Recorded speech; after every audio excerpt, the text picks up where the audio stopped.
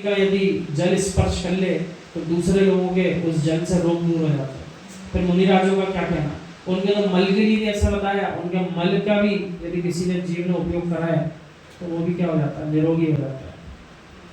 जब रिद्धियों की व्याख्या आप सुनोगे तो रोंगटे खड़े हो जाएंगे, शास्त्रीय भाषा में बोलूं रोमांचित हो जाओ। यही तो सम्यक दृष्टि का संवेग भाव है। कर्पणों का गुण नहीं है, यानी जिनके पास ज्ञान काम नहीं कर रहा वे जीव ऐसे रोमांचित नहीं हो पाएंगे। अन्यथा इन रिद्धियों का वर्णन सुन के भी सम्यक दृष्टि जीव रोमांचित हो जाता है कि देखो कैसी मेहनत करी और इसका फल क्या मिला, मैं भी ऐसे ही करूंगा, मैं भी रिद्धिधारी मुनि बन जाऊंगा। सती विभवे किम प्रशस्यम, श्रेष्ठ कौन है, प्रशस्त कौन है, वैभव होने के बाद भी क्या प्रशंसनीय। अब आया जगत के जीवों के लिए प्रश्न कि माना कि हमारे पास पुण्य की वजह से वैभव तो है, उसके होने के बाद भी क्या करें कि हम प्रशंसनीय हो जाए, हमारी प्रशंसा हो। औदार्यम, संपत्ति मिलने पर भी उदारता मिल जाए, ये महापुण्य आत्मा का काम होता है। यानी जो जीव संपत्ति से तो धन धान्य से भरा हुआ है लेकिन उदार मना नहीं है, किसी के लिए दान करने का परिणाम नहीं, चाहे देवशास्त्र गुरु हो चाहे व्यवहार में कोई धर्मात्मा जीव हो, मन ही नहीं करता उसका, किसी की मदद कर दूं, किसी को धर्म मार्ग में लगा दूं, किसी का धर्म छूटने से बचा दूं, तो कह रहे हैं ये उदार मना होना महान पुण्य आत्मा जीवों का काम है।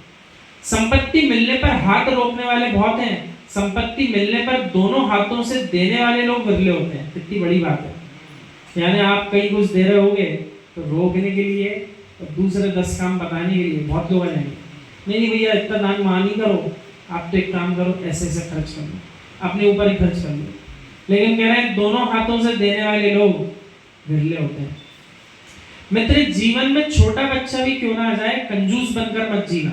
और रात्रि के 12 बजे भी पूछे भैया मुझे विषय समझ नहीं आ रहा है, बता दो। हे मित्र, तुम प्रशस्त होकर के जागृत होकर उसे समझा देना। ज्ञानी होने पर भी ज्ञान का मद ना करे और सबको बिखेर दे, कि परम उदारता ही प्रशस्त है। क्या कह रहे हैं, ज्ञानी होने पर भी ज्ञान का मद ना करे और सबको बिखेर दे, यही परम उदारता है। अब अभी व्यवहार का दृष्टांत दे रहे थे आचार्य श्री, उदार मना बनो, दान द्रव्य दे दो। अब यहाँ निश्चय में उतर रहे हैं तो कह रहे हैं जिस ज्ञान की प्राप्ति भी कर ली और कोई जीव रात्रि के काल में भी कुछ पूछने आ जाए कि हमको थोड़ा सही बता देंगे क्या, तो आप तो उदार मना होकर के अपना ज्ञान बिखेर दो, आपका ज्ञान बढ़ जाएगा, कम नहीं होगा। मित्र, आपको बोध होना चाहिए कि ज्ञानी को मद नहीं होता और मद वाले ज्ञानी नहीं होते। जितने मद वाले हैं सब अज्ञानी हैं। एक स्पष्ट एक पंक्ति में आर पार की बात लिख दी कि ज्ञानी अज्ञानी, मद और बिना मद वाला कौन है। तो यहाँ कह रहे हैं ज्ञानी उसी को कहना जिसके पास मद ना हो, और यदि मद है तो वो ज्ञानी नहीं हो सकता। तो इसका निर्णय इस बात से होगा, 8 प्रकार के मद बताए। अब जो जिस प्रकार के मद में डूबे तो वो अपनी अपनी चिंता करे, इस मद से मुझे बचना है। और कोई एक मद में भी डूबेगा तब भी संसार में डूबा हुआ है, और 8 के 8 मद छोड़ पाएगा तभी तर पाएगा। तो अष्ट मदों का त्याग करना आवश्यक है। अब जैसे क्षुल्लक ध्यान सागर जी महाराज जैसे जीव हुए, इन्होंने कभी मद नहीं किया। इनका दृष्टांत जीवन का कुछ ऐसा रहा है, जैन कुल में जन्म नहीं हुआ था, ब्राह्मण आदि कुल में जीव ने जन्म लिया। और जब इन्होंने पहली बार जबलपुर में शांतिनाथ प्रभु के दर्शन किए थे तो इनके भाव हुए कि मुझे जनाले के अंदर जाकर के दर्शन करना है। तो ये अपने परिवार के सदस्यों के साथ जब थे तो इनके परिवार के सदस्यों ने कहा अपना मंदिर नहीं है, आप मत जाओ। इन्होंने कहा कोई बात नहीं, संप्रदाय अलग अलग हो सकते हैं, मुझे दर्शन करने जाना। जैसे ही मंदिर जी में इन्होंने अपना मद छोड़ करके प्रवेश किया, मद का प्रसंग इसलिए उदाहरण दे रहे हैं, जैसे ही अंदर प्रवेश किया इनकी आंखों में आंसू आ गए। इनका कहना था हमने इतने सारे अलग अलग संप्रदायों के मंदिरों में गए, बहुत सारी अलग अलग प्रकार के आसनों को हमने देखा भगवानों के, लेकिन जो वीतरागी भगवान का आसन है उस आसन को देखने के बाद हम अपनी आंखें पलक भी नहीं झपका पाए और एक टकी से शांतिनाथ प्रभु को निहारते रहे। क्योंकि आगम में ऐसा लिखा है, जीव को सम्यक दर्शन या तो जिनेन्द्र प्रभु के दर्शन करके हो जाता है, या फिर उस जीव के लिए कोई वेदना जन्य स्थिति बन जाए तब भी उसको सम्यक ज्ञान हो जाता है, या फिर जीव को जो पुरानी पर्यायों का, जिसको बोलते हैं कि अभी अपन को संज्ञान हो गया इस पर्याय, हाँ जाति स्मरण बोलते हैं उसको। तो यानी पूर्व के काल की कोई घटना हुई होगी घटित, वो अभी दृष्टांत वर्तमान में घटना वाला है या घट रहा है, तो उस दृष्टांत को देख करके भी जीव को सम्यक दर्शन हो जाता है, ऐसी घटना घटती है। तो उनके साथ भी ऐसे ही प्रसंग रहा होगा, उन्हें सम्यक दर्शन संभवतः इसी कारण हुआ है।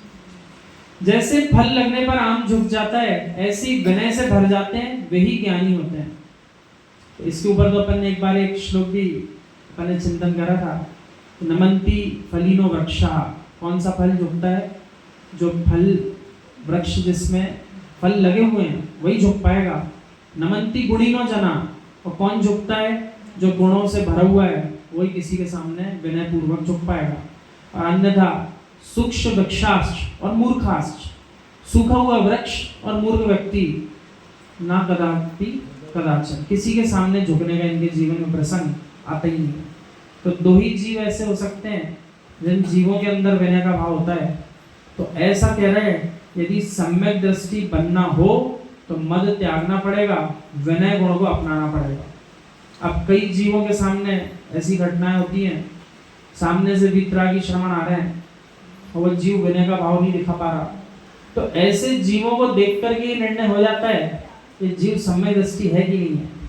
यदि इसने बहुत अधिक अध्ययन भी किया है तो विनय गुण इसके अंदर आ पाया कि नहीं आ पाया, और विनयशील संपन्नता गुण नहीं है, तो ये जीव अभी तीर्थंकर बनने की, भगवान बनने की योग्यता नहीं रखता।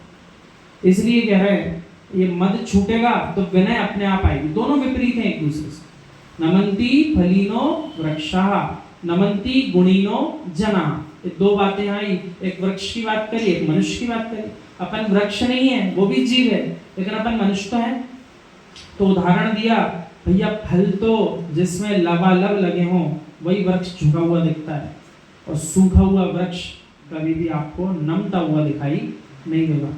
उसी प्रकार संसार का कितना ही ज्ञान हो जाए, और जो ठूंठ के समान खड़ग होकर चल रहा है, अपनी गर्दन ऊंची रख रहा है, नीचे नहीं देगा, तो वो जीव जो है विनय गुण से संपन्न नहीं है। इसको व्यवहारिकता में भी लगा लेना चाहिए।